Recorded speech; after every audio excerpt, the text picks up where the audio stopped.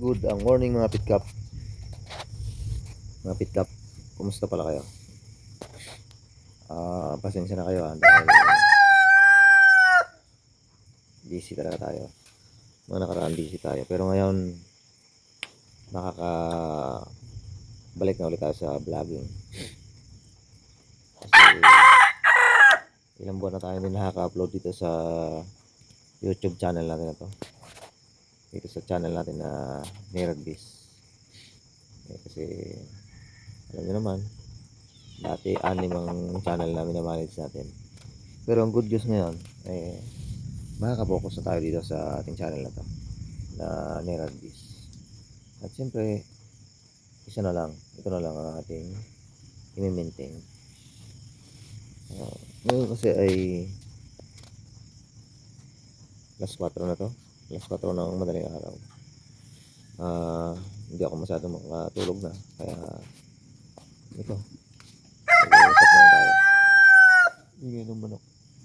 Kaya ito, mag-usap tayo, magpinto-pintuhan muna tayo. Umapansin nyo mga pitkap, dati kasi ang tawag ko sa viewers ko ay subscribers. Ngayon, naisip kong palitan. Ginawa kong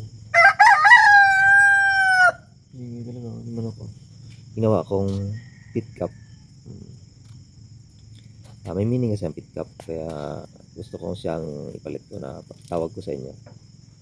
Ang meaning ng pitkap ay pink is the color of peace. Kasi ano yan, double purpose yan mga pitkap.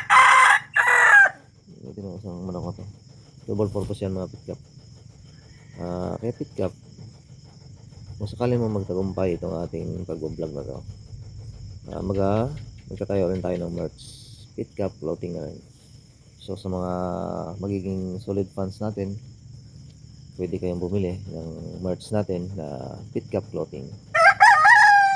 Kumbaga, hindi ko na kayo pahihirapan maghanap sa Facebook o sa YouTube ng aking magiging mga merch. Kasi Pitkap, yun din ang magiging tawag sa merch natin, Pitkap clothing.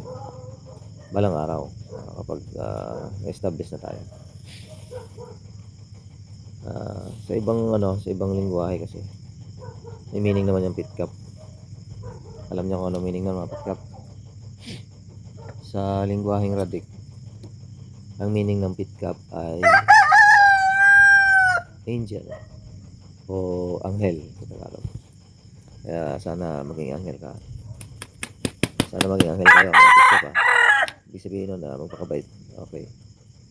Salamat sa panonood mga pitkap. Mahaba na kwentuhan natin. Salamat sa panonood.